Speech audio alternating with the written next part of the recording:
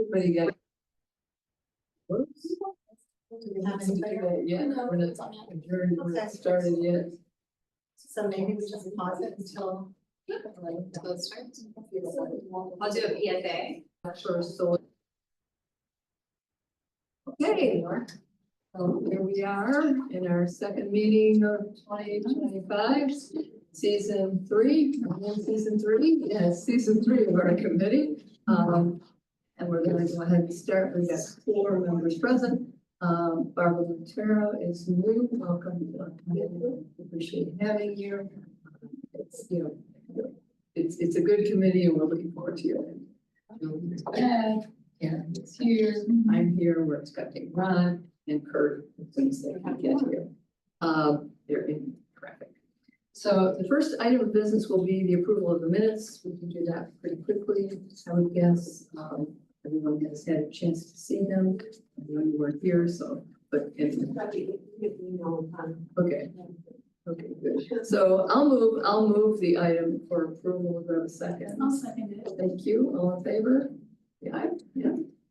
Show the minutes unanimously approved.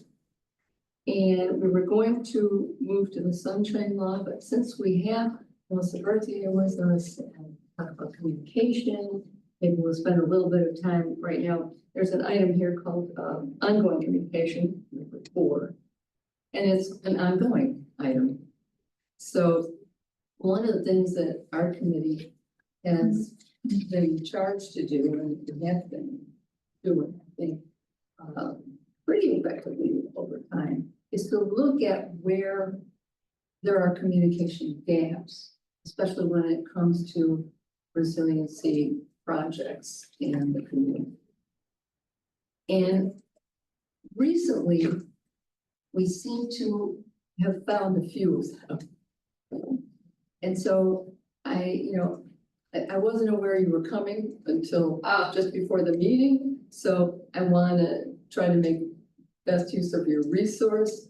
But, And there's always here, I mean, Lauren, I think was at your last meeting, Yeah. and she's the neighborhood affairs division manager. right, On the comm side, so she's actually the one also Absolutely. physically doing the work as well. right. But you know, Especially South Beach, which is kind of her area of expertise, which I guess the 2 projects, right, West Avenue and First Street, are those good examples? right, and last time we talked about West Avenue, right, and they would go and visit the CIP, people who are David and her. And of course, First Street remains, ongoing since, I first knew about it in 2016 or 17. Seems like a long haul. Pauses for sure. Yeah, They usually are long hauls. right, well, it's a big project, but I think in terms of communication, just we're looking for ways that we can be of service, exploring where communication gaps might happen.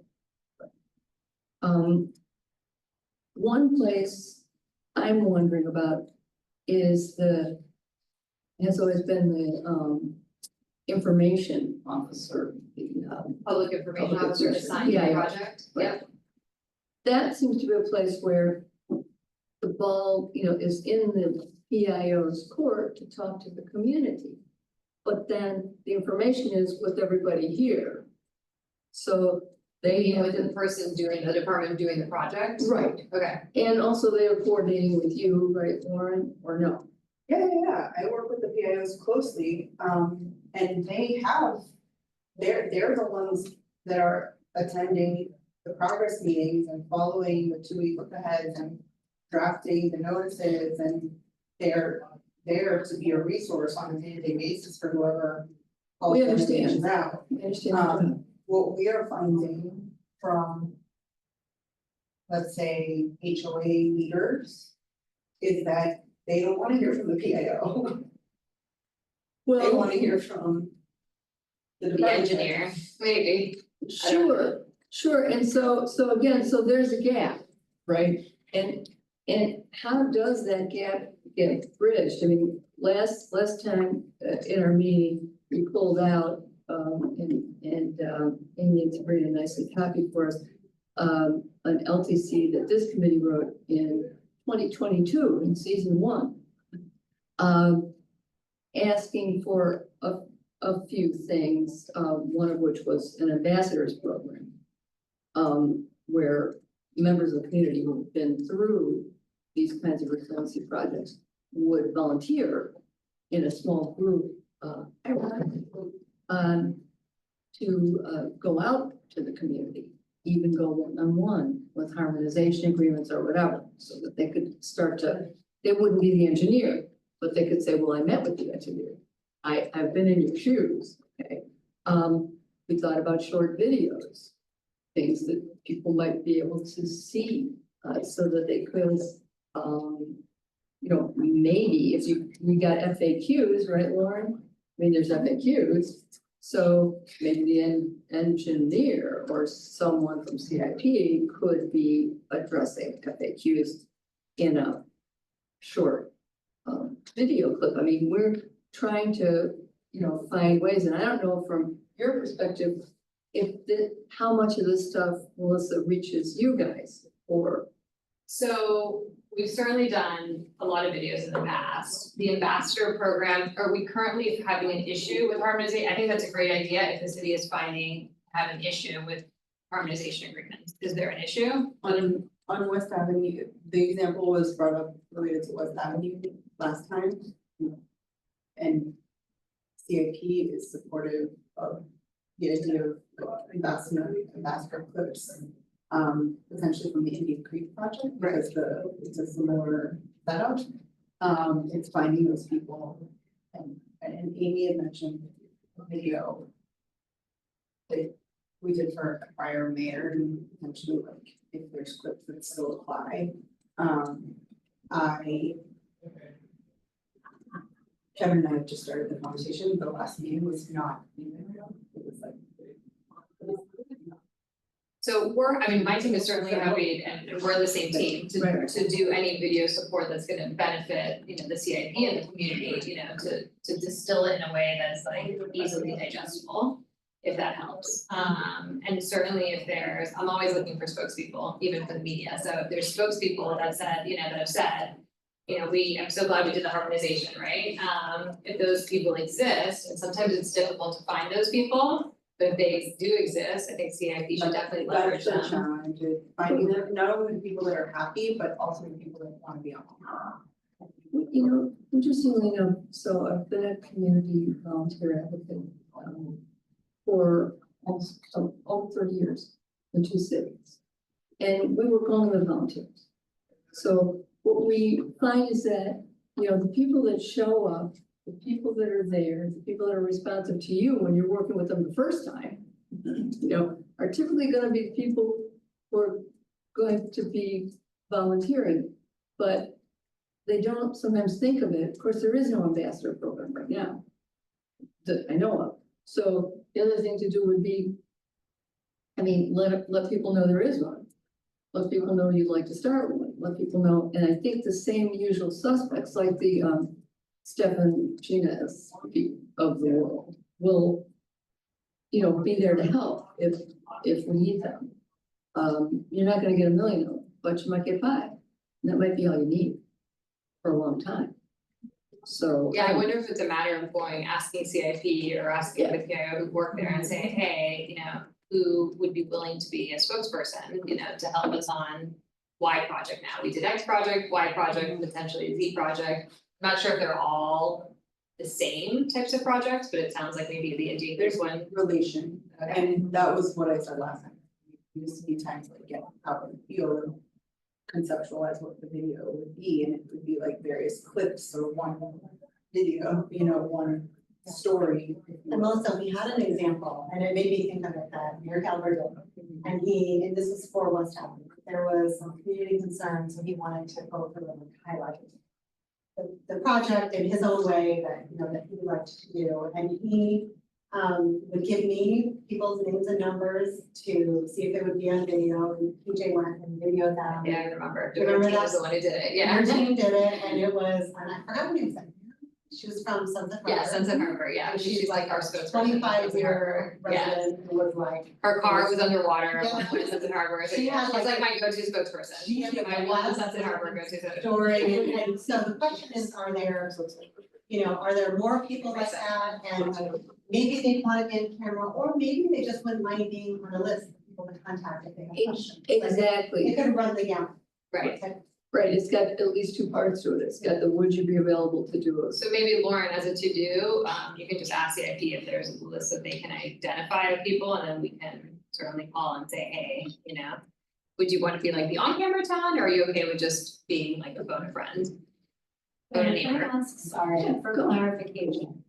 Are you referring to, communication at the inception of the project or throughout? I mean, I'm just trying to Both. understand what. Both, I think. I mean, at the inception, to give people an idea of what's coming up in a clear way and sort of let them know what happens. And then as it's ongoing, these ambassadors will be especially important. One, property owners have to sign harmonization agreements. But they don't really understand what a harmonization agreement is, how it works, blah, blah, blah.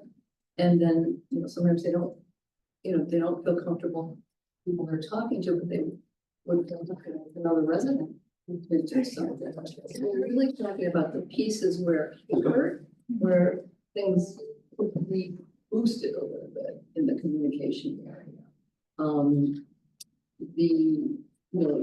The other thing, I'm just reading from 2022, communications to the individual property owner or community should outline expectations of the process and provide a data finality. We could have more visual, simplified, and personal information. Suggestions include adding before and after photos, providing fact sheets, including profiles of main staff team, photos and video testimony. So that has had, so the problem is, since 2022, it's not like we've completed any of these major projects, right? Sure. But the neighborhood affairs division does do fact sheets on a regular basis. Do any of you live on West Avenue?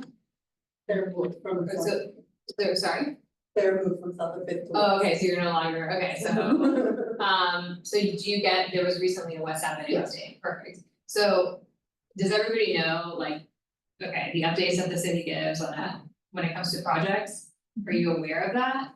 Because if it's not in your neighborhood, you wouldn't see it, so it sounds like everybody, except for you, Claire, nobody else, I don't get it as I a. got an update just yesterday with, from the city, what's Avenue. Yeah. Right, yes, I yeah. also. I Okay, got great. them too, by email, yeah. Oh. Email, Yeah. yes, Okay. in general, I thought you were talking about to our neighborhood specifically, if there's something going on, but in general. But you would- Bigger project. You do get the West Avenue ones, okay, so that is being done, right, so that fact sheet is being done, and then the website has improved drastically since 2022. So now you can look, have you seen the website? I don't know if you can pull it up, Yeah. but it's like you can see what neighborhoods are, and then click on it, projects Yeah, that are that's so going. much better, and we've talked a lot about that, and that's been. And you can see it's not only the PIO, but it's who's the project lead, right? Who are contractors, contacts, past meetings, videos from past meetings. So that definitely has improved, since season 1 of this committee. Let me ask a question. So all that's there, I think the problem, I used to teach a writing class, it was like a technical writing class, well, it's for anybody that deals with a lot of data, financial stuff. And it was called mounds of data. And it seems like we have mounds of data, we have mounds of resources that maybe sometimes people need, maybe it's just getting them better direction to get in there. Well, every fact sheet should link to the page, to the project page. It's not mounds of data, I don't think. I don't know if you want to pull up an example of one. Well, Should we? On the fact sheet, I know there are links. Now, I'm guilty as charged, I don't click them, Okay, but well, I figure I know you guys, but I should click them just to go look. yes, And please, I and will. then let us know, I your will. feedback on it. This is the In point fact, of we this should all committee. go do it. I'll go click on the links and see if we're getting the good information or if we think it's enough, because there's only so much you can do. Right. Is there any other place from your standpoint, while we have you for a few minutes, that you think, in terms of resiliency, projects. That we could be doing more, or there could be, clearer communication, there'd be some way that we could give you feedback that would be helpful, I mean, wonder. any communications materials that you see, and it seems like you guys all get materials, we'd be happy to hear your feedback. I mean, we have different channels of communication, obviously the magazine being the number one source of information that residents have cited. I've been at the city for it'll be 12 years this year. The past 10 plus surveys that we've done, always says that this dying medium, which I love, right, the magazine, is the number one way that residents receive information. The second way, is actually email newsletters, the website as well, and then social media, believe it or not, as much as, we have a lot of very active resident Facebook groups, which we monitor. Is last, 20% being Facebook, Twitter being 10%, X, and Instagram being much less. Instagram is a place for our tourists and, messaging and keeping it beautiful. Tours. Text was not an option? Text is also up there, but text is actually their traffic text and emergency Yes. notifications. We have a contract with the Everbridge system through the state. So the city actually doesn't pay for that service, but they kind of have parameters of what we can text. And we send a lot of texts. So actually our team does that 24/7. And Alright, leave it. 3 in the morning. We don't send the Amber alerts, but we do send the traffic text messages. You'll see, that's the one you'll receive about the VIP coming into town tomorrow. So you guys all get the. Do you all receive the traffic text Yeah, we messages? like text, we Okay. like text, not traffic text, but just text in general, I mean. I guess it's not an option though. Well, yeah, well, Yeah. Melissa, we're only allowed to send texts if it's emergency or traffic alert. We're not allowed to Update. do like a neighborhood project update on a text. That's interesting. Yeah, I mean, because I remember, when we had, Scott in the last year and said, oh, texts are so effective. People always look at their texts, but you kind of can't send just chatty information. Right, those by program that we currently, there are programs out there that do that. That's not what we have. Well, but I do think that if we thought about getting the ambassador program and some of this video. Yeah, and if you all wanna be spokespeople, I don't have Let the me know. experience, but I mean, to say. That, I mean, I think finding ambassadors who've been through it is really great. right, well, if you know of anybody or any neighbors, I'm always trying to Surely, recruit my mom no friends. problem. Uh, But that's important, and now I think while we go forward with more projects, right? I mean, Sunset Harbor, we were in the news all the time with Sunset Harbor years ago when we did that project. For good and for bad, right? But a lot of good, hopefully. A lot of dry, I don't know how many flooding days have we avoided? I mean, over 200, Over 200. for sure. I've been there 25 years. Okay, so yeah, I Okay. remember. You're in something.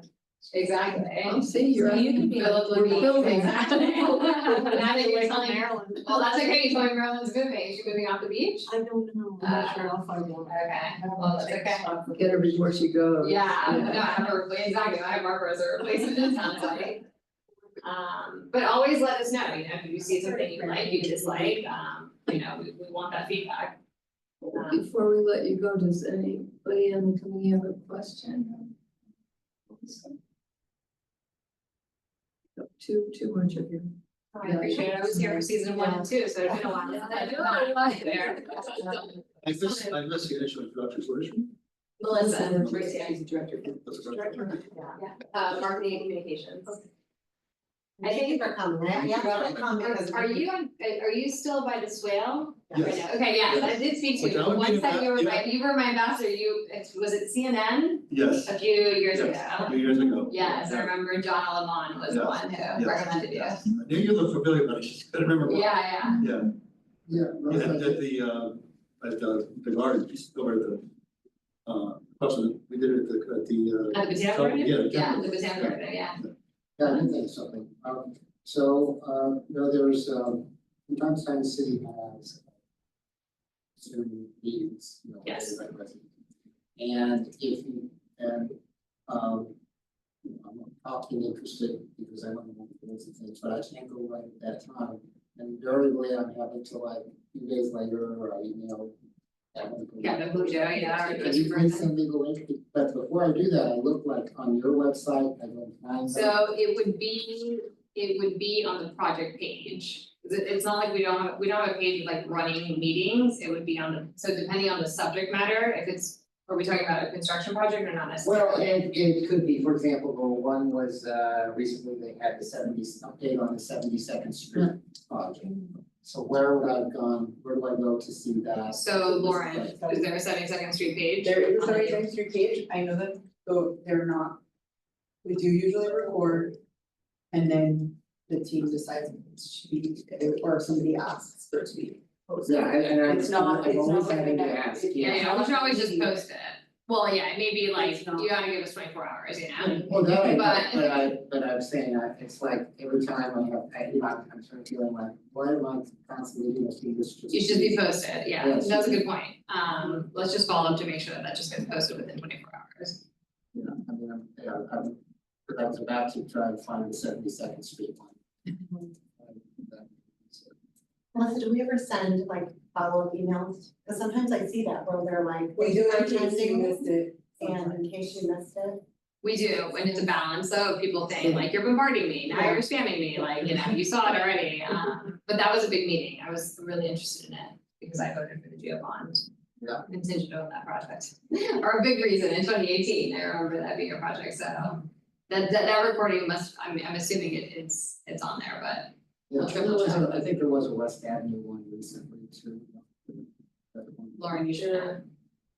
West Avenue public meeting? No, No. upside down project? Just updates, there's been some. Oh, no, First Street, not- yes, not- they are on. They Not a are- meeting, they yeah. are. Yeah, okay, so you have to, but you have to know where to go, and I'm Right. still a little confused, where do I go? So the miamibeachfl.gov/NAD, Yes. which stands for Neighborhood Affairs Division, and that has the list of all projects happening throughout the city. Neighborhoods Affairs Division, okay, but is Yeah. that one of the, Who's is that one of the choices you have? It's actually a big button, I don't know if we Do you want me can, to drive you to them? yeah, sure. Let's see where else is on Anyway, while Okay. we're all pulling stuff. Go to Miami Beach or Who's something. in charge of IT, I guess, There's an IT department. so we have, and that would handle the whole mechanism of the website and how. it I mean, works. we certainly have a say in it, Okay, oh, so perfect. I wanna drive so you can see. So Ron, this is the homepage of the city. If you scroll down, there's the name, okay. There's. Just finding my mouse. So Yeah. Right there. this is the Engage with neighborhood us. affairs. Yes. Square. Or you can even do the yellow bar, it takes you to the same place. So it's right there, there's, click on And it, then this view interactive project map is your key to all the active projects. and that will so- include, if you posted it, like the 72nd Street one? Yeah. So, like.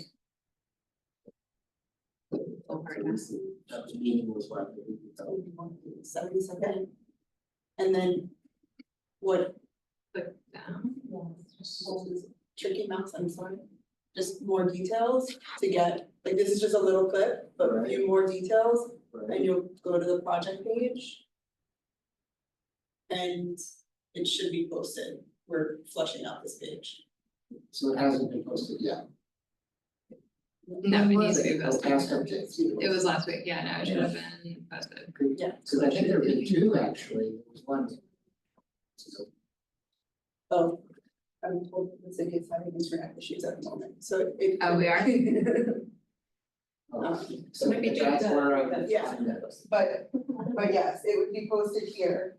And then after, a few months or whenever there's a new project, it would go to past, so that it's still there for reference. Okay, But right now, it's not. Or if there's something that we really wanna call attention to, we can put it like here or on top. But I think West Avenue is a good example of one that's. yeah, so my suggestion would be this, that when I understand not wanting to send out multiple emails. But how about including in the email where you announce the meeting, that if you are unable to attend, after No. 48 hours, you will be able Please, to. this, Oh, yeah, yes. absolutely, yeah. That makes sense. And so people know where they can get it, because I always like that, maybe I'll click on the Zoom and see if that works, and it just tells you it's over. So yeah, some link that I could click on that would take me to maybe that page, you could say, after X number of hours, after 24 to 48 hours, click on this, if you're not able to attend the meeting, but you wanna listen to it after the fact, click on this link. And it takes you right to where you need to go. So there was one released over the weekend for West Avenue. Okay. And it's not on the website yet, but I'm working with the webmaster to get it on the website. But this is. You would ask, also for the. Yeah, so, This is like the West Avenue page that. so what I'm saying is when you announce the meeting. that- Yeah, exactly, I got it. Yeah, so you can go back to the email and say, oh, okay, I missed it, but let me click here. Yes, Exactly. yes. Which is what you would do if you knew you couldn't go. That won't Save take it. much time. And then after a while, hopefully you might be trained that Right. that's where you go. Raise the Well- July, oh, sorry. Alright. But you have to go through several clicks here. If the email can be such that you can go directly to the To that project Right, page, you yeah. go right there. Yes. Yeah. Yeah, and that's where we do sometimes when there's a particular desire to share the information, like more above and beyond, we do in case you missed an email and say, if you missed the meeting, click here for the project recording.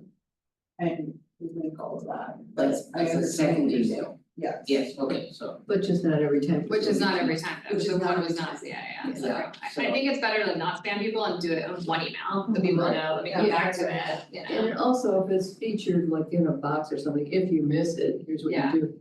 Then, Go to the project page. then they know how to do it. Yes, Yeah. yes, and here's. Julie, did you have teachings are clear. I'm curious, is there a more recent update than the July 2024? Yeah, that's what Lauren was saying, that she sent one this weekend. There are a number of them since July. But yes, I hear you. So what happens, they just didn't get on? That is something we're working on with the webmaster to. Having trouble hearing you. We're working with the webmaster, because I actually asked her, like, how do we make this automatic? Right, exactly. So that whenever an update goes out, Olga knows to put it on the matching page. Right. So that's. a Well, conversation yeah, no, I'm that needs to having. be fixed As of as soon as today. possible. Yeah, that's what I'm thinking, there's Yeah. a workflow issue here Yeah. somehow. We'll address that, because I wasn't aware of this until seeing this now. Yeah, that's pretty, thank you, Julie. Do you could project, oh, sorry, go ahead, no, I'm not. Go ahead. Wondering what's happened with the West Avenue raising the streets. Did they squash that all together or? That's what we're talking about. Oh, okay. Right, but the raising of streets, Raising the streets. did that get approved? Part of the project, They protested. so the north part is phase 2, which is Yeah. 14th Street up to Lincoln Road area. Includes the little side streets that are up there. And road raising is part of that project. Okay, so they are gonna go through it, and there was a big pushback after we did ours, you know. Yeah, there still is a little bit of. There's, pushback to it. there is- There's a yeah, little and bit. that there's harmonization required when we raise the streets, and that is understandably people are hesitant. Often it's because they don't understand what's involved and how we're trying to make it better. Maybe Sunset Harbor spokesperson can help sway the resistant ones. Right, also, there were a lot of lessons learned citywide with the Sunset Harbor project. And design things have, changed, improved. Yeah. Where we have the room to make it better, we make it better, as opposed to like Sunset Harbor is.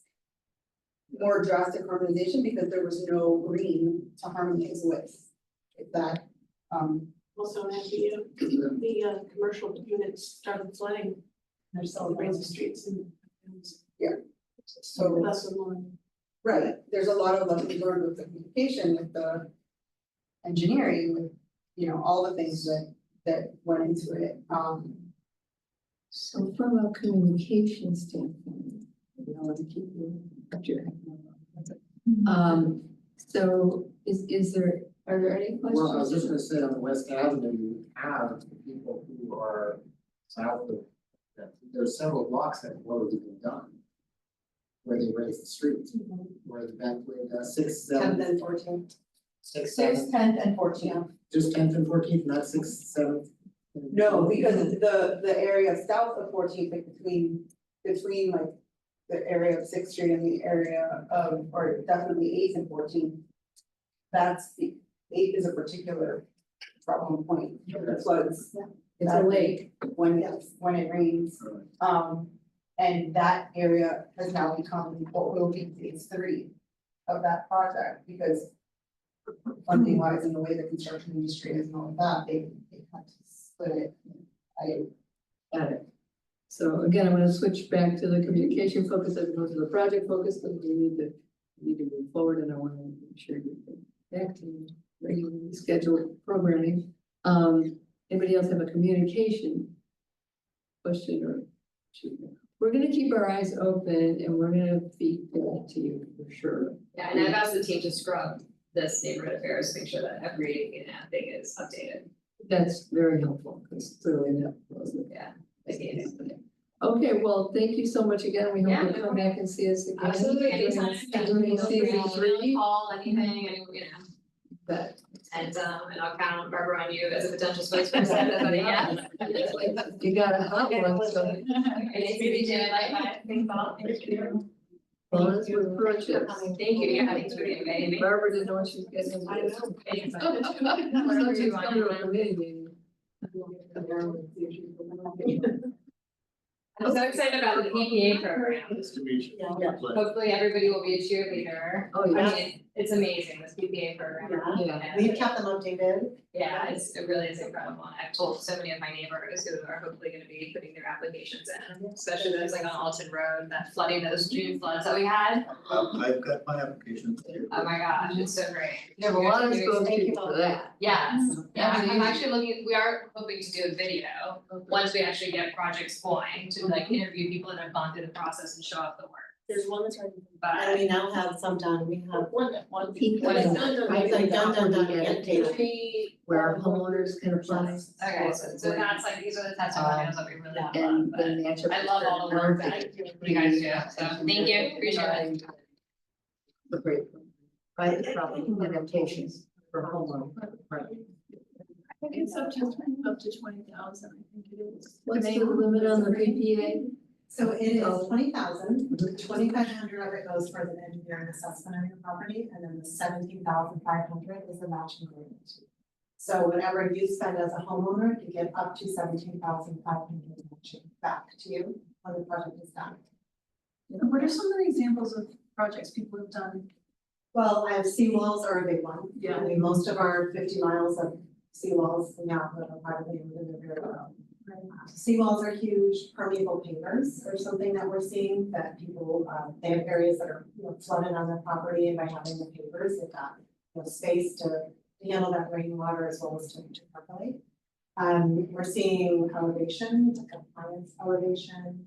What are some of them to say? I mean, there are a couple of properties interested in home elevation, Oh, yeah. so, so it really ranges the gamut from something kind of small, we had, the the sidewalkway of a house permeable pavers, something small kind of contained, same thing, yeah, as large as a seawall or home elevation, so, it really depends on, the first part of the program is the assessment phase, and so our consultants work with the homeowner and go visit the site to see, what is possible on the site and what is the homeowner or property owner actually interested in, to tailor, strategy that would, help with some of these projects. And we try to be very clear too, that, this is not a one push of a button fixes everything type of solution, right? This is a strategy that's gonna help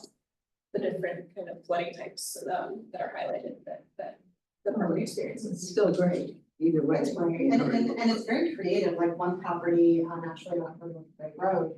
The recommendation is like to move the flood fence underneath the crawl space to the back of the property. And like there's creative things to help keep the water out, adding different flood barriers, because sometimes people just need something to get them through king tide season. You know, they have, everybody has a different type of flooding condition, so I think what Juanita's saying is that unless you're doing full home elevation, you still may experience some, right? Because the full home elevation is gonna help with storms and it's gonna help with long term, it's like the big things. But there's a huge, menu drive. And how many people in the code in the last call? Well, right now we have 58 people, participating in the program. And they're all in different phases, depending on who they're living in. Well, I want to see if I can move us a little bit. Is Marusha coming or no for the We haven't heard from her, she confirmed and then. She hasn't responded. Okay, so we're not going to be too concerned with sunshine law, except that we all know that we have sunshine law. And that outside this room, we do not discuss committee business. Everybody here's been on city committees before. So we hope that she can come and see us because we want to see her. But I think we pretty much. We'll try and get this one. We got I mean, I think sunshine. maybe they're dealing with a commission deadline. Yeah, that would make sense. I do want to mention that, since last time we had a notice problem, we could not officially elect a chair and a vice chair. Right, so we should probably do that now. Okay, I nominate Claire. I second. All in favor. All in favor. Okay. Who's currently vice chair election? Yeah, I nominate Kurt for vice chair. Okay, we're back, we got the saddle. You got us. Ding and dong. You got ding and dong for another season. Thank you, we're very lucky, we have the best committee. Always happy to serve. And it's fun, we actually, we have phone calls. And we get things done too. So I guess we moved around, but we're at 3 adaptation plan. Yes. Okay. Okay, so let's get started. There, if you wanna bring it up.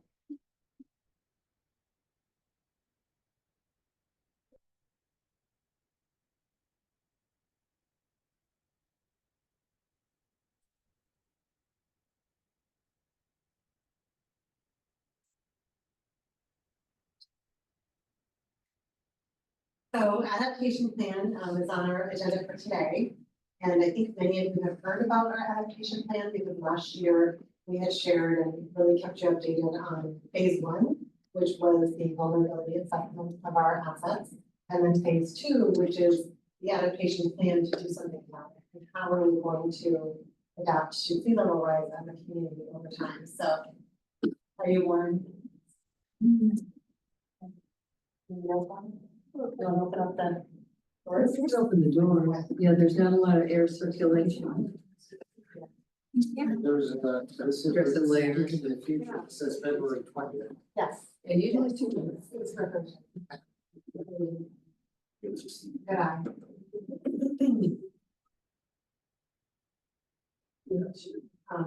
It's really bad, we can always pop out and see if we can adjust it. We're trying to light that. That's very hard in these big buildings.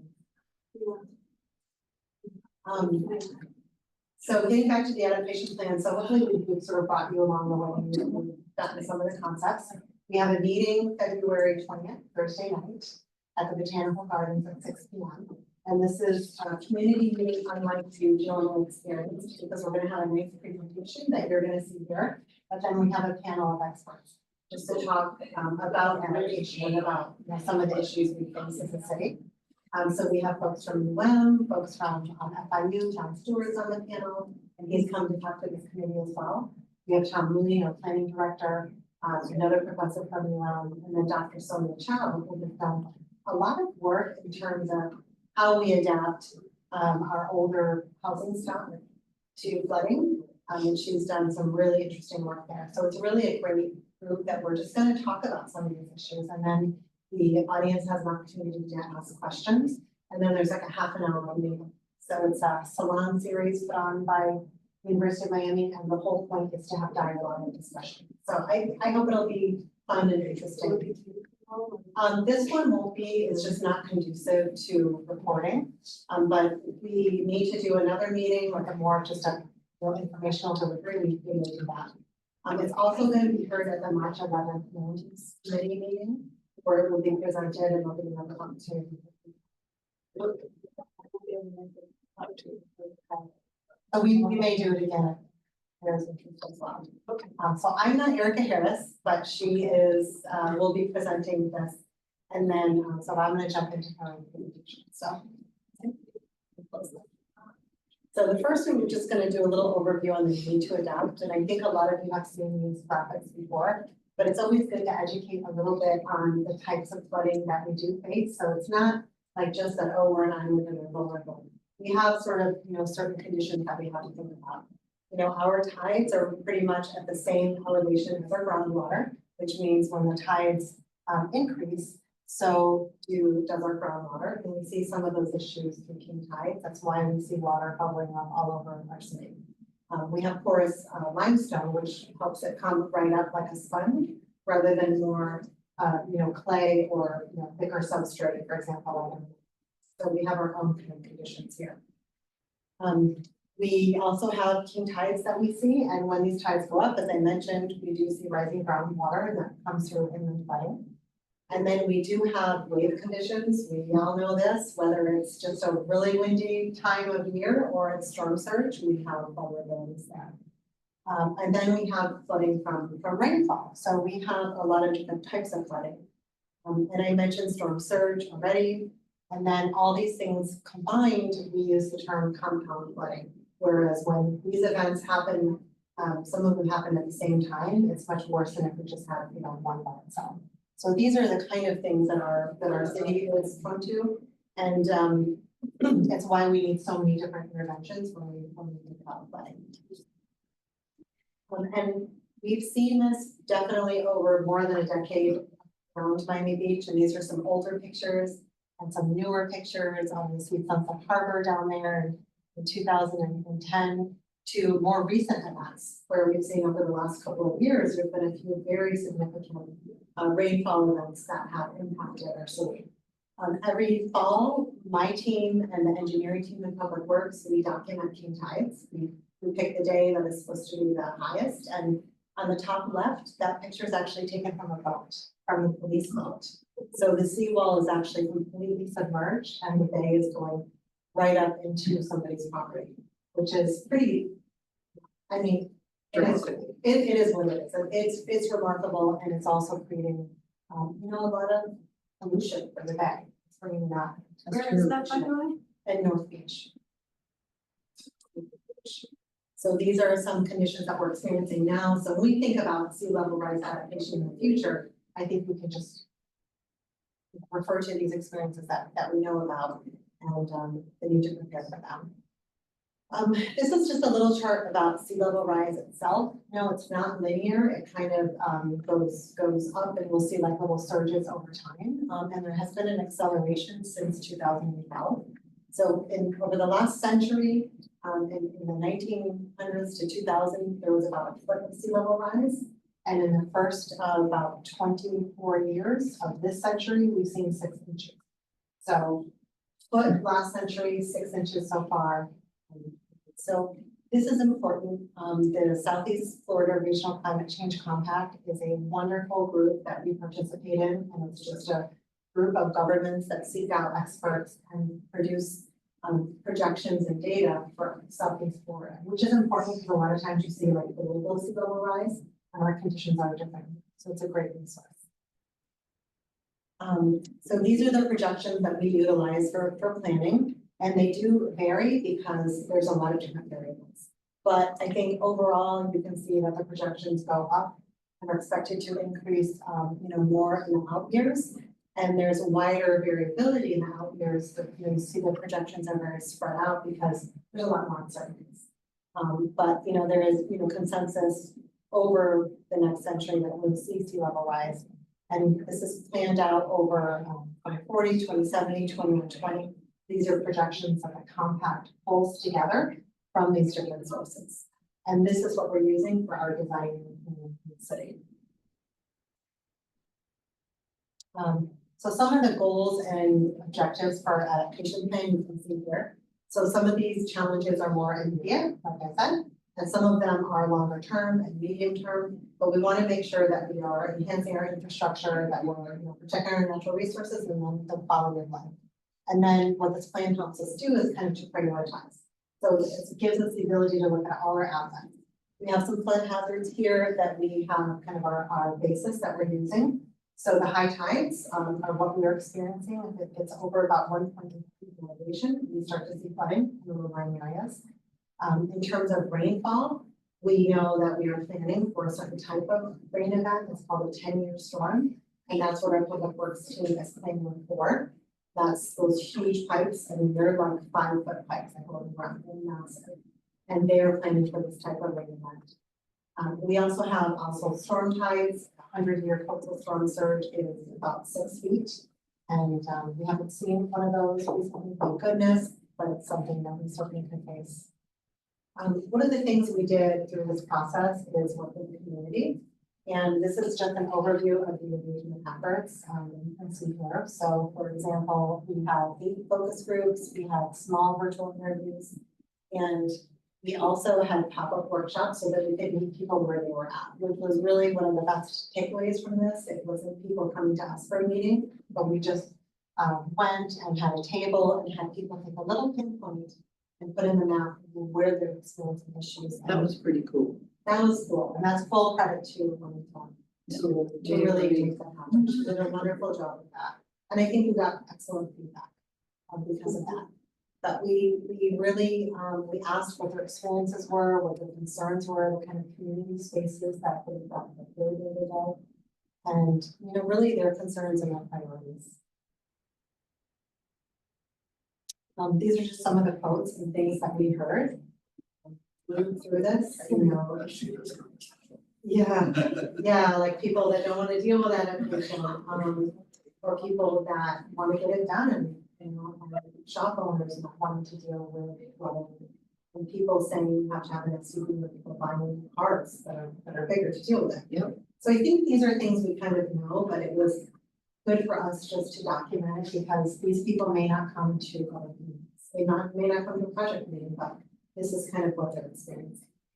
For us to hear things like people are having to carry their kids through flooded school zones, I mean, those are pretty serious public health issues as well. It's dramatic. Yeah. In terms of our key findings, just to review some of the things that we saw in the vulnerability assessment is really that we have 67,000 assets that are vulnerable. In 2070, of course, a lot is more. Most of the city is highly vulnerable. But we wanted to look at several different things, how exposed that asset is, how sensitive it is, like what's going to happen in that asset if it's flooded, and then what's the consequence to our community. And we came up with vulnerability scoring, and that really informs the assessment itself. The assessment highlights some high level information, but it's also very detailed. So online, you could go on and look at the full report. We have really nice kind of a top 10 in different areas that are most at risk for areas of the city. And as employees, we actually can look up specific assets and get information, which is really good for budgeting and trying to fix things. But overall, you probably all know the west side of the island is in risk due to lower elevations that the beach and coastal system provide a natural buffer, but larger hurricanes could still flood the city. A lot of our water and wastewater pipelines are over 70 years old. And then, the roadways with a flood of sea level rise about half can be flooded. That we'll see in the future. And then when you add all these things together, we know that even our emergency response facilities are vulnerable in 2040, more of them in 2070. So there's the full report, and not to just scare you, but there's a lot of different scenarios, and it's really for planning. Amy, just a Yes. question. In the neighborhood resiliency projects that are happening now, the pipelines that are 5 feet wide are what is going in? Yes. Except that some of them, like the First Street project, aren't those plans? I think it really Very depends on the big. project and like exactly what's needed there. Yeah, Lauren. It's either, don't quote me, it's either an 84 or 96, I Yeah. have the. I think it's almost like Even bigger. Yeah, So it's it's big, big. It's not even that small. No, no, it isn't. And that's the stormwater pipe, that there's also like the water and sewer underground. Is that the pipe that's going in like mid-beach along Pine Tree? No, That's what so water- that is a water, so that, Water. that, I wanna say is a 16-inch diameter, I saw a it's either 12 or 6. I saw a Um, really large pipe. Sitting on the road being like. Right, so they're doing that in a method, again, I'm the PR person, not the engineer. I'm just curious. It's not- But it's a new water main Okay. that's being replaced. And the technology is a pullback method, so they have to lay it out. And then it's maybe a 24 or 48-hour process of, like, they drill a hole then it's hollow underground. And then they pull it in, like either overnight or in 2 days, and that's the technology. Sometimes there are larger pieces of machinery required. Like I've seen drainage structures there, the concrete ones that are intermittent, so they're there, but they're not the water lines. Yeah. That size is in front of Trader Joe's, right? That is the West Avenue project. Okay, that's part of it. That is, I don't know if they have water out there now, but it's definitely stormwater, because those are all connected to the pump station. Yeah, and that's the first segment.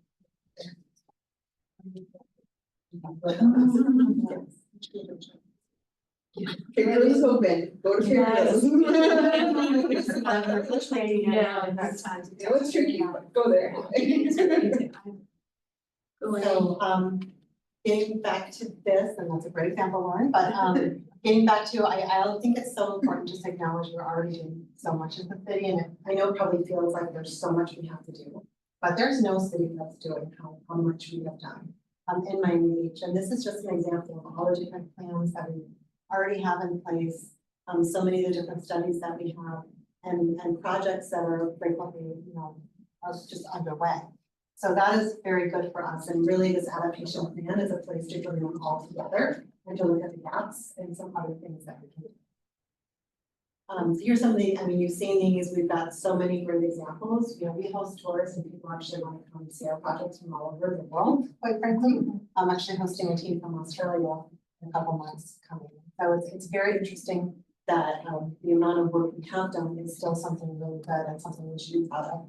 I think you've seen a lot of these, but on the upper right-hand side, I don't know if any of you have been in the city's building in Sunset Harbor, but the facilities building, actually, as you can see, this is built to flood because it's so low. And you can see those little flood vents there. And then the offices are actually on the higher floor and they're protected, but it just shows the type of design we're even doing. I know about that all the time. Yeah, it's a very cool building, and it's air conditioned when we're doing like a tour, and we stop and pull down, everywhere to go. It's very cool. But even on the bottom right hand side, Bayshore Park has a lake that would get attention to it. So there's a lot of great examples. I always love to say on the bottom left hand side, I took that picture my first day starting in the city. That was Sunset Harbor, and I just thought it was just wild. The actual elevation difference. I worked on the set, the signage. Oh, okay. Sarah. Yeah, yeah, We do it at night and see how the lighting is. beautiful signage. Yeah. And then, we've talked before, but this is a different than traditional planning because this type of planning really is designed to reflect what's happening, like what are the conditions that we're facing as a city and a wide range of futures. And then when something happens, we can plan for it, we can go ahead and make sure that we have some decision points for the community. So it's a little bit different and it's based on data as well, rather than just laying out, here's what we're doing next one. But it really allows you to know when you're at a critical juncture where there's a number of ways you could go. Exactly. And I think I'll let Juanita take it over from here, because this gets into an example for you of what we need to help you. Yeah, so one of the key things that differentiates this from typical adaptation plans is that we are looking at different strategies that are, as Amy just mentioned, kind of responsive to changing conditions. Strategies that may become more accessible, more implementable, more palatable as time goes on. So the strategies broadly can be put into these categories. The first one is keeping water out. So these are techniques to limit water from entering specific areas, so seawalls, barriers, this type of work. The next one is living with water. So this is focusing on coexisting with water using floodable designs to prevent damage, like elevating infrastructure, allowing the water to come in, but to not do it in a damaging way, and then to come back out. And you can see that conceptually speaking, we kind of start with these keeping the water out strategies. At some point that may not become that feasible, and so you start thinking about like, okay, how can we let some of the water in, and we can start to kind of work with it. You know, and then there's nature-based protection, which is using natural ecosystems and processes to reduce the flooding impacts, right? So this is kind of blurring that line and think a little bit about letting some of the water in, using some of these natural processes. As time goes on, these strategies may become less and less effective. And so then here, you know, we might have to look at strategic relocation, which is planned relocation of specific facilities or assets or modification of land use to avoid infrastructure damage. You know, maybe eventually we can move something somewhere that's no longer a viable site. And then throughout this whole process, we need to look at policy updates, modifying plans, design criteria or ordinances, to help enable these more innovative strategies. So all of that is organized into something that we're calling an adaptation pathway. And this, we've talked about it a little bit before, but you know, these, this adaptation plan, the idea of pathways has really been more of an academic exercise. Up until very recently, there are very few communities that have been looking at this, that have been trying it. So as usual, you know, we're one of the first to start testing this. So at the top, what you can do, or at the top, what you can see are these different time horizons. So what it's looking at is the projected sea level rise amount in feet. And then depending on which curve you use, which we kind of covered earlier in the presentation, right? Depending on these different conditions and models and what they're taking into account, these sea level rise amounts correspond to different dates. So it's more helpful to look at kind of the sea level rise amount. The way that we can read these is that we start with the existing strategy that you can see here in orange. It's usually keeping water out. You start there.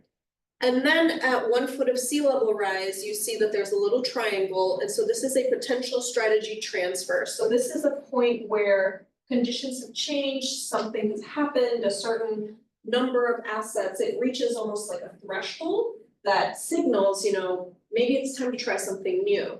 And so from there, you know, we can see these different other strategies become available. The dotted line means, you know, you need to start thinking about how to plan this, and then the solid dot is kind of like, okay, this is when you implement. And so you can see over time, it kind of moves through these different strategies, and really, you know, it isn't till later on that we consider this red line, which is the strategic relocation. Things like that might not be feasible or really palatable now, but you know, when we get to 5 or 6 feet of sea level rise, it's something that we may need to consider. So this is kind of the overview of what I just said, which is that it's giving us a range of adaptation options. And it's really, you know, these points of transfer are not just a hard data, right? But it's really the changing environmental and political conditions. And, you know, something that I find really interesting that we don't really have an answer for, but I think is a question that we should ask is how much flooding are we willing to accept? Right? Are we saying, okay, well, if 10% of our roadways are flooded, we're okay with that. If 20% are flooded, that's a problem, or 30, or 40, or 50, right? At what point are we gonna say, okay, now is the time that we need to consider something maybe a little bit more drastic? There's no answer to that question, but I think that this lets us explore that a little bit. Doesn't that depend on how long it stays flooded? Yes, So if it's 10% to, you know, for 3 days or 50% for 3 hours, there's a difference, right? yeah, absolutely. It's a good point, and we'll get into this, but sometimes we don't have that data. As a city, we talked to folks about, and we felt another part of this is gonna be, how do we get feedback from the community to really highlight as priority area? Because we're not all knowing, we don't know how long something is going for, so it's a very. You don't have gauges all over the city so that you can say, Well, it's time with the pumps. The pumps for speeding, so if we can handle some flooding for a few hours. Yes. Okay. that's the I idea, mean, right? it's, That is a hard When- spell. when you have water in your house, I don't want water in my house for an hour, I want it gone, immediately. It's just Right, like- that's what you're talking about. Well, when That's people what- call and they're, oh my God, it's flooded, I can't leave my house, And I'll say, or, you know, they'll call after like a very heavy rain. And I'll say, how long was it flooded? And they're just angry that they couldn't leave their house, but in the end, they'll be like, oh, like after like 3 hours, it receded. And the system's kind of working. Yeah, right, and of course, to Chris' point, the house is flooded at all. House is If- flooded, if and they don't have a temporary pump. The it's just damage is straight. done, exactly, that's damage I is don't And to done. go back to Amy's point, one of the challenges is that we don't have that data, right? We don't Right. have the data of how long is the street flooded? And is it going to be impacting the property, right? We need to know the first floor elevation of all of the properties Right. along that, run that analysis, and so how do we start to make, and that's part of why this is so flexible, because as we get more information, Data. as time goes on, as we start to implement a lot of this work, you know, we'll start to see, well, actually, you know, maybe it isn't so much about the depth of the flooding, but the timing of it, or maybe it's about rate, like, that's part of the reason why it's built in such a flexible Another manner. question. Yeah. Well, how would you like the data? Like, how would you like the feedback and the information? I mean, what would be, you know, I mean, we don't have to get into Yeah. that right now, I'm just curious, is that No, something that absolutely. you actually have? Just, you know. Yeah, and that sort of goes with that, if I, Yeah. I'll just keep Okay, going. go ahead, Yeah, sorry. yeah, yeah. Okay. So the adaptation plan structure is that there are 6 pathways. They're divided into roughly geographically. The Bayside has a different set of conditions, right, than the ocean side is dealing with. And then these pieces in the middle are also going to each deal with different conditions as they are. And so there's roadways, there's the critical infrastructure, critical facilities, and then stormwater. So if we look at, for example, this is the Bayside pathway example. As I said, there's that timeline up top that's gonna give you the different projections associated with each sea level rise amount. This pathway starts with elevate seawalls to the current ordinance, right? That's the existing strategy. We have the seawall ordinance, the idea is to get those seawalls there. And here is how this is laid out. This is starting right now, you know, and there are different inflection points that say, maybe it's time to consider doing something new. So for instance, if we go to 1, we transfer and then we see BF3. Actually, we won't talk about that one, we'll go down to BF6, which is add living shorelines, you know, so as sea levels rise, you're gonna need more complex and innovative options to be able to maintain flood protection. And different conditions may arise that allow different strategies, again, to be more or less feasible for us. And then this is the key piece that's really gonna be the next step for this plan, is the importance of being able to monitor, to measure, and to really understand these thresholds. Because sea level rise amounts are unlikely to be our indicator, right? We're not gonna say, okay, well, by 2 feet, you know, we should do this, because it's more complicated than that. And so there may be other things like increases in maintenance costs, the frequency at which seawalls are overtopped, the condition of the infrastructure, the flood tolerance, which is sort of what I was alluding to earlier. And so this is really gonna be the next phase of this work. And that is the question, is how are we gonna get this? How do we get community feedback from it? How do we can't put, you know, flood gauges, let's say, on every street corner, right? That's just not feasible. And so how are we going to start collecting this so that it'll help us inform decisions? And that's really kind of the next phase of this. But for now, this is sort of what we're talking about. The metrics are measurable indicators, the thresholds are these changes. We need to start we have some monitoring obviously already in place. For instance, Public Works has their maintenance plan, right, for their infrastructure, and how often is the pump running and how often is it needing to be maintained or replaced, and that's an indicator for perhaps that one needs to be, you know, hardened or upgraded in some way. And so how do we pull these different pieces together to kind of help us inform this overall strategy. For now, and this presentation is a draft and it will be complete, but we are going to be publishing the full draft sea level rise adaptation plan for public comment. It's gonna be linked on the website. We'll have a couple of prompting questions just to give people something to kind of start thinking about as they're looking at it. You're gonna be able to email comments to us.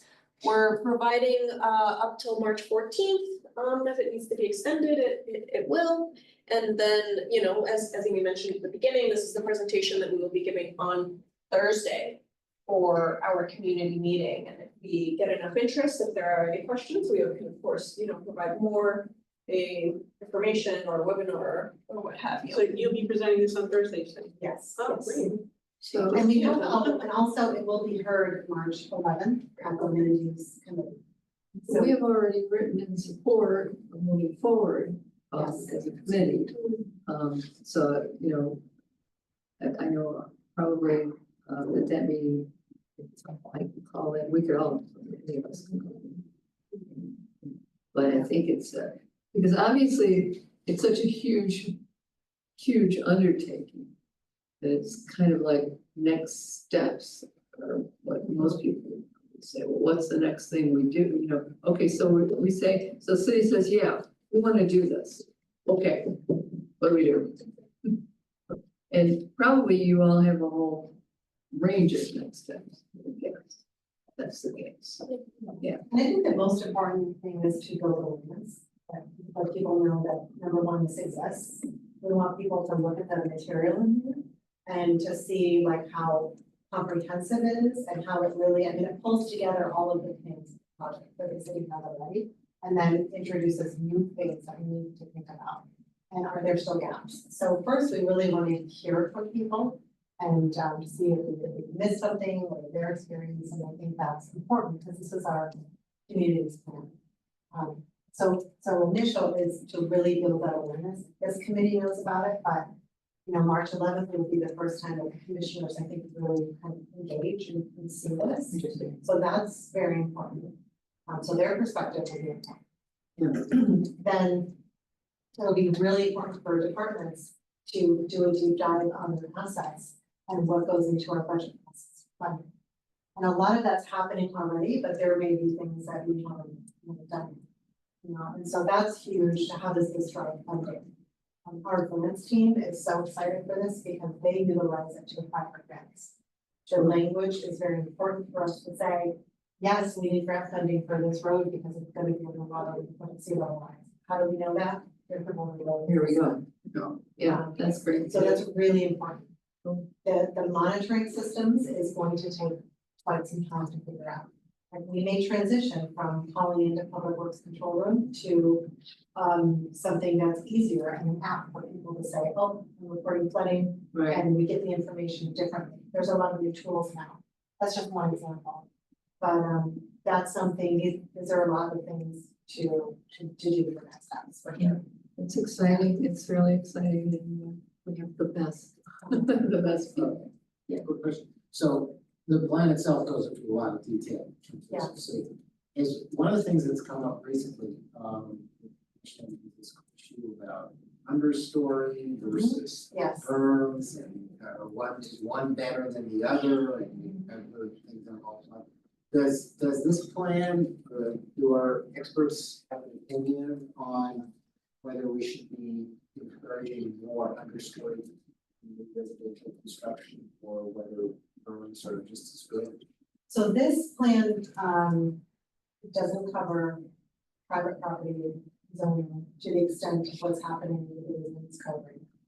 So the code that Tom Lee and his staff have is actually pretty progressive with sea level rise. It's looking, you know, into the next 20, 30 years and has a lot of requirements for new construction along with that. So this is more public infrastructure. Okay. But yes, I mean, we're following all those conversations very, very carefully, and for that item, the administration did recommend a new story as opposed to building a hill. There's probably room for that. Both have pros and cons. Right. Because as we know, as the groundwater rises, you want it to be higher because all these understory homes could consume water. like at what point? Yeah. And at that point, can they add more fill if they elect? So those are some important questions. There's still gonna be a lot of questions Yeah. around that, right? So, well, that's great. Thank you very much for. Okay, I'm sorry, one more question. To what degree does the state provide or support this financially? I mean, Yeah, they fully supported it. So this was, the $154,000 grant to create this, okay, just to create this. just to create this, For this, for the research. that yeah, goes into it. yeah. Amazingly, because it involved compound flood analysis, there's like so much analysis technically behind this. So we, Felicia and I applied for the Resiliency grant for this. And it's actually required to apply for grant funding for the construction projects. From the state's perspective, you have to do the vulnerability assessment, and you have to meet their terms. Like you have to analyze your road needs for 2040 and 2070, or you can't apply for funding. Wow. So it's in the state statute. Big dominant. Yeah. I was, in Winterville on the PTA at Beach High, and that was part of the construction committee. So, we got it done, but didn't anticipate that the water runoff was going into homes in House Prairie. Oh. And the same thing sort of happened with Sunset Harbor, you know, people started complaining of the runoff. Once we got our streets up, but then the housing, what Bay Shore was, they were starting to complain somehow the water was down. So, you don't know. And that's one of the things we get with the burn construction, Yeah. is the house next to it isn't on burn. Goes right there. New code. Goes wherever. We received that through our PPA program, our private property adaptation program, and we have a handful of people that are applying for it because they're being flooded from their neighbors. And at the building code at the time, what they did was allow it. And so it's very difficult, and that's where things like regrading your property, rain gardens, protecting their property in other ways, but it's not simple. It's a good point.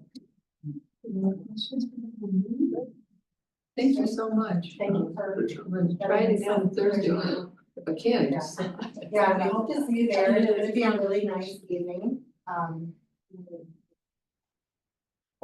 So, sounds good. Thursday. One of the commissioners are here. One of the two. You get there at I six. think, yeah, I think there's a sign in and then it actually starts. Yeah. Sorry? Do you have any questions for me? No. I was gonna say, why don't you just go? Yeah, you're fine. Thank you so much. Thank you. Oh, Thank you. But just quickly to just address number 5, grant letter of support or committee. We did write a grant letter of support. Thank you for that. Thank you for the template, and I signed it, as chair of the committee. I just went in and did it. It came in last week. I was ill. We just got it through, because it had to be done by Friday, and I just signed it. What was it for? And we talked about it last time. Yeah. Right, we talked about it last time, everybody agreed to it. It was a. So for the First Street and South Point stormwater project, we are applying for a grant in a large sum. And the grants team asked for support letters from community members. I mean, so it can be people in the corridor, it can be, SOFA also submitted a letter. You guys are absolutely connected to the subject matter, so, you're committee. Yeah. They're submitted a letter on behalf of the committee. And the more letters they get, of course, the heads they count, so it's always good, so that was great, thank you very much for all the help with that as well, since I was a little bit. I actually had whatever that norovirus thing is, and it made me sensitive to the PC or the phone, so I still can't, whatever the electromagnetic frequency is not working for me. So I couldn't really sit at the computer or do anything. Maybe it was a blessing. Anyway, thanks again. Your child graduating. Oh, what year? I had 2 go there. One was in, oh my God, you're testing me. 09 and 04. I was in PTA, construction committee head, you know, little thing, I was running all the head. It's the current president, yes.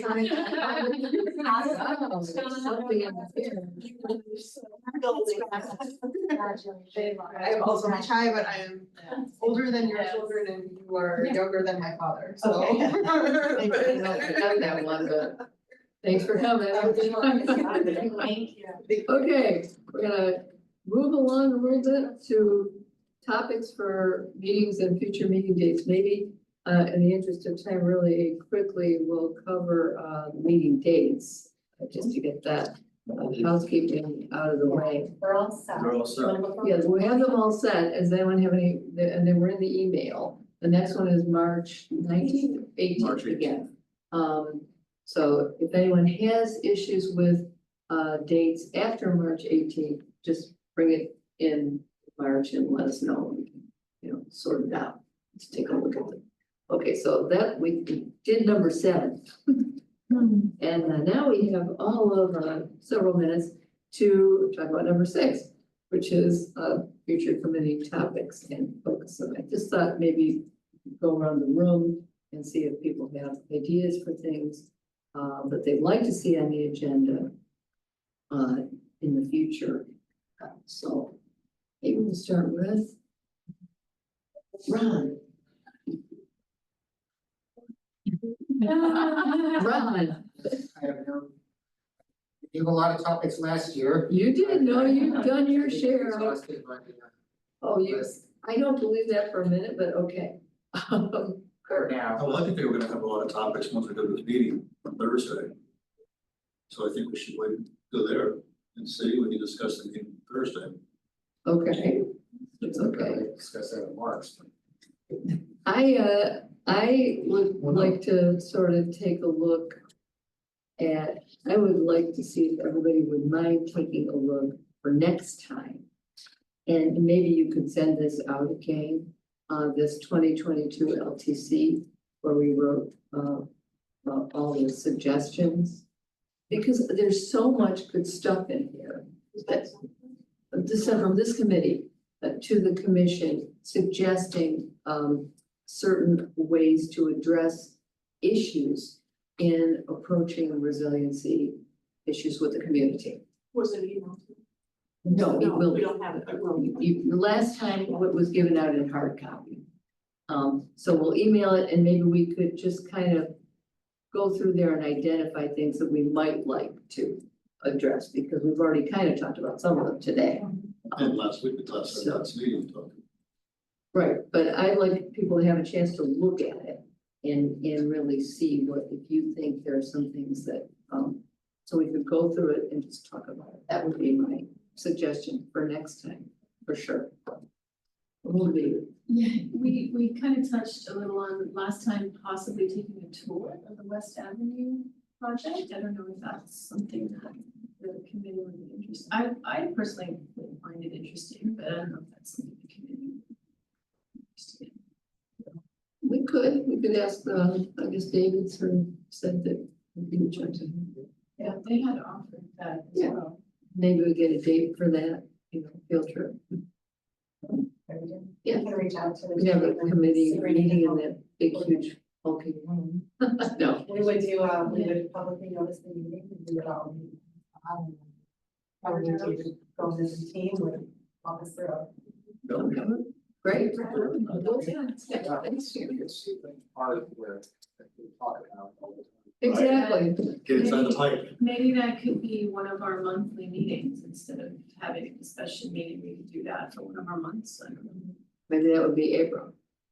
Because it's not gonna be March. We might want to adjust the time to more flexibility in terms of the time. So I'm thinking, you know, Well, four maybe, o'clock is rush hour. maybe for next time, get an idea from him of what would work for him, and then we can figure it out next time. Yeah, I mean, I'm flexible during the day. Morning I think actually would be better. better for me. And they're all working during the day.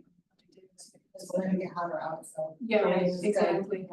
Okay, yeah, so for next time, Amy will check that out and let us know. That'd be great. Okay. Tell me what you got. Did we discuss traffic patterns in there? Not really so much, although as they really, what do you think? Well, I guess it's not very relevant, but just wondering if we're monitoring how the proposed, adjusted, traffic patterns are working. And anyway, I don't, But we can certainly have somebody, because the resiliency projects do affect traffic, and for instance. well, you know, that's true. Well, and we mean- just got a notice, I think, for 17th Street, that because of the West Avenue, that it's gonna affect, which is all we need, it's already a mess. So I don't know who would come to talk to us about that. I could ask David Gomez, David, because it's probably part of the West Avenue project as a whole. okay, Well, there's a lot of piloting going on, and I'm just wondering, about that. On 41st Street. Well, yeah, I mean, I it's could- everywhere. I could definitely get you in contact with the transportation director, but I don't know if that particularly is within the scope of it. right, probably not, but in terms of things that would be within the scope of this committee, where resiliency projects definitely affect traffic. Look at trying to get to Trader Joe's and trying to get across 17th Street. Where there's construction, where there's. Yeah. So that would be certainly appropriate, and it's a dent in it. So sure they will. But there did not help having the station at the end of the station. Oh, yeah, there was always that. Hour and a half on Friday. They just over the bridge and finally just parked. They just walked. Yeah, good solution. How about you, Barbara? I know you're new, but any ideas that you'd like to see us, A couple things popped up while I was on the discussion and all, but, one is that there's kind of more identifying the mission of the committee, and there's an advocacy part, representation. I love the fact that you've got your great support, with Greater Hunter, but also, maybe other issues like, the traffic, but overbuilding, we just jammed it in here, and they've already shown that the buildings are sinking us up in some island. So what is with the control of just so much more construction, so much more building, so much more traffic, all this stuff it's beyond just the flooding. It's just like all in life, so I don't know what parts. yeah, unfortunately, I'm not sure that overdevelopment per se, certainly an MBU topic, maybe today we're trying, but for this committee, well. Well, it but could put stress on resiliency Yes, infrastructure. it does that. yes, You for know, sure. and- It's sinking, it's what, it's I mean, lowering. So who's been thinking about that, I guess is your question. Well, you as it relates to zoning laws, et cetera, touch on it briefly. The application of that public, well, all about the private pieces, which would be commercial buildings, residential buildings, and how, and does our do our zoning laws incentivize the optimal building practices from another. Some kind of mitigation. Right, is it taken into consideration at some point in the process? It is, I mean, as you said, Tom William, I know does this, but it's not as well. Right, not organized as this was. Is that all? I mean, the focus of the committee, is to improve the planning and delivery of future projects. But let's just review this together, so I'm not saying yes or no. I just- No, it's I was just gonna say, it's- I'm thinking, so you're supposed to provide advisory recommendations and feedback on best practices to influence resident education and engagement. Feedback on process improvements for flood mitigation, general neighborhood aesthetics and utility and infrastructure improvements. Such as location decision criteria for pump stations or other improvements. And then provide a forum to share best practices and lesson learned from completed projects and or ongoing projects, potential incorporation of part of the future. Yeah, So- it's tangential, it's because I think probably every time a resiliency infrastructure project is proposed and considered, it's gotta factor into the equation, that the surrounding buildings, the traffic, and all of that. And yet, I will say, I myself couldn't say sitting here right now that I actually understand how that happens. At what point in the process that happens, or exactly how that's thought about. That could be interesting to know. Maybe, maybe in along with, who would speak to sort of infrastructure things? It would be Dave, if we have David coming anyways to talk a little bit about, maybe we could start to ask some of those questions of him as well. And then the other way is that What the impetus for this committee was in the first place, I mean, to the idea of having that with the neighborhood forum, the neighborhood group, and as well as the planning that goes on by the public works or capital improvement project. That the reason we existed was that we felt, I mean, there was a feeling that there wasn't enough of that planning to into account resident concern, business concern, et cetera. So that's exactly what we do. that's exactly what we do. That's right. Yeah. So But you're saying you're not sure we do it. I'm saying I'm not sure how it gets done. That's different. We don't do it. Right. Yeah, we don't do it, but that would speak to our purpose if I don't know how it gets done. Right, and what I'm also thinking. Well, So I can get. How the, I'm so, No, go, just go. hold, I got the hamsters aren't going the right way.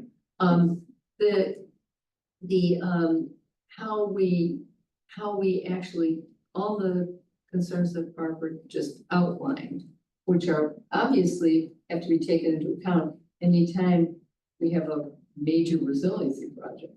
We're putting in these big pipes, we're doing all this stuff. We're doing all this stuff into a context where infrastructure is old, aging, falling apart. All the rain events, the sea level rise, everything else is not stopping. It's continuing. If people hear things like the buildings are sinking. But how is that all taken into account? I don't know the answer to that.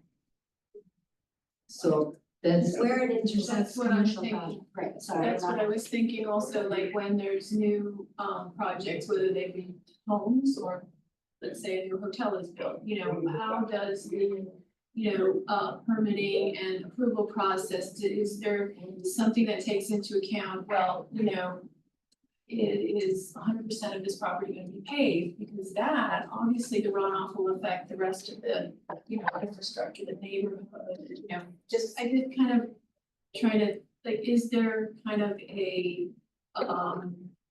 framework, like, when you, do you know what I mean? When there is a new project coming up, whatever type of project. But I think what Amy said was that is not currently part, Well, and it, because it, our relates to public infrastructure.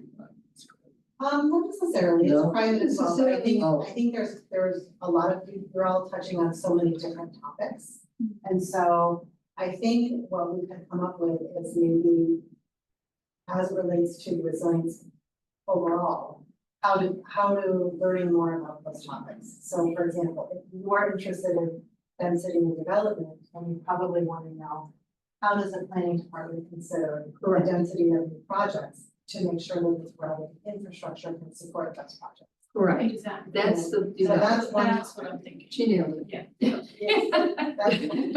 you're reminding me what I said. She's good at that. She's really, that's why we nailed it. But the question about, permeability and new projects and what are the requirements, so they're not all paved. That's another Right. great one. Yeah. That's a great topic, and the That's city what has thought a lot about that, and our new resilience code requires more open space.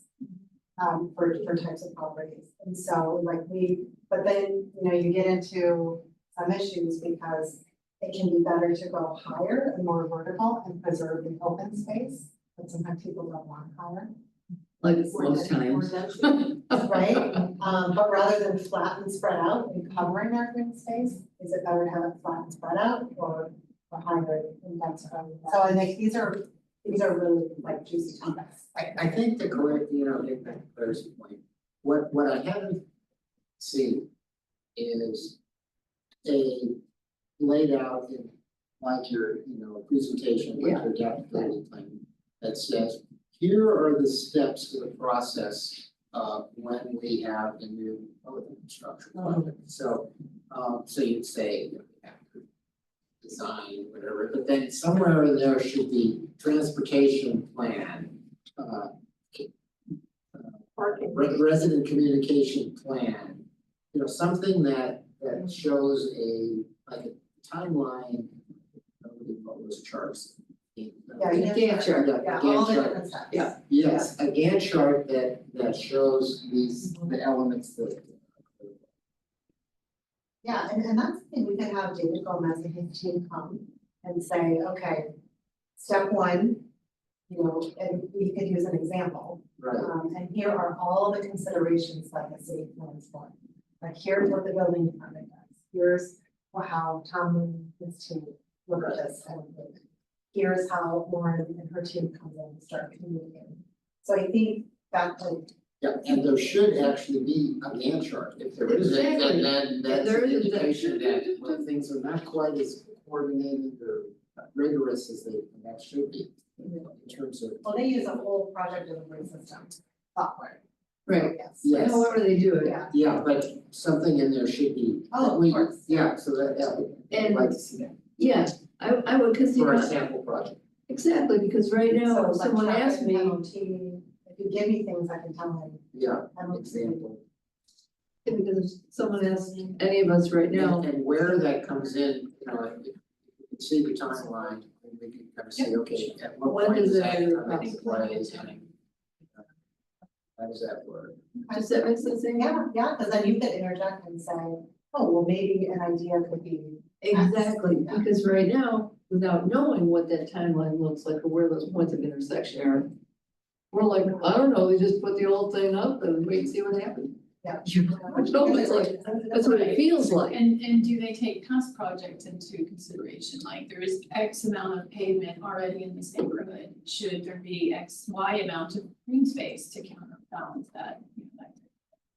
I'm wondering if that's in existence at all, if they're looking at that kind of big.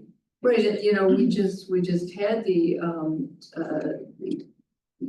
LTC that turned into a nice ordinance that at a threshold of 10 million, projects must include now at least someone has to come in and provide green and blue solutions on the design, which before, although there was a verbal, oh yes, we like those, there was no teeth in it at all. So now there are, and that's great.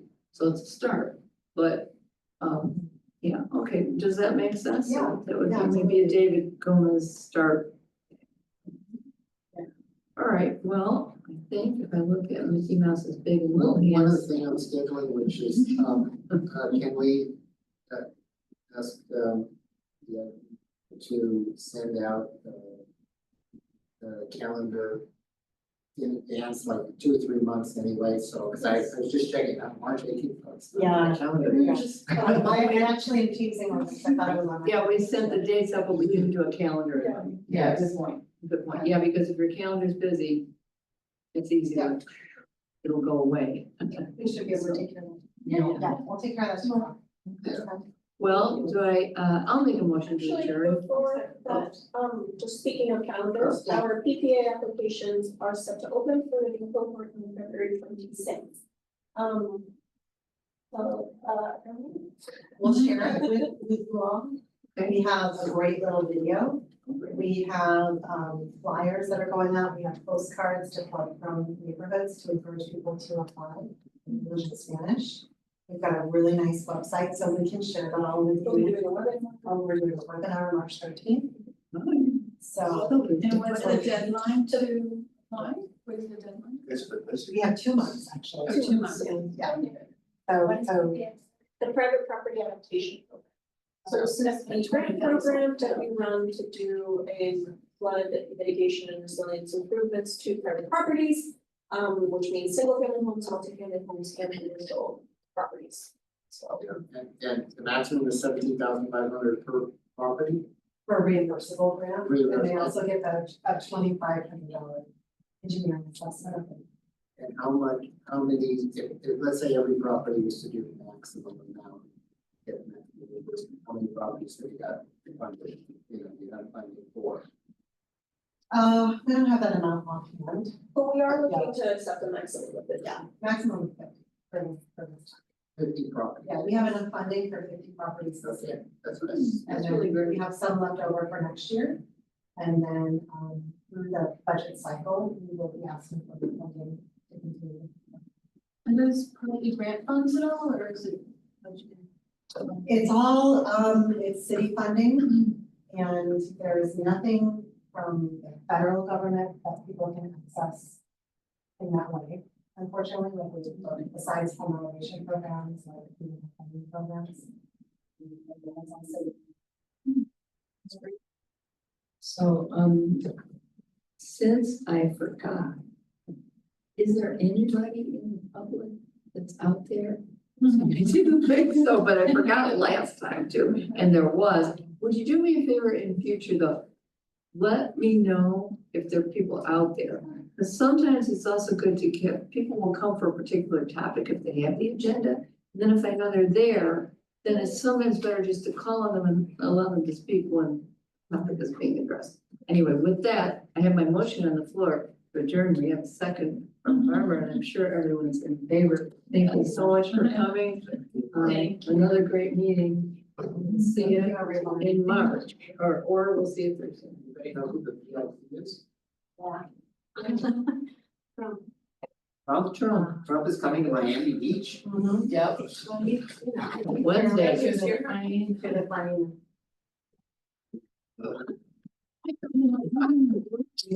You're being recorded. Yeah, watch it. Yeah.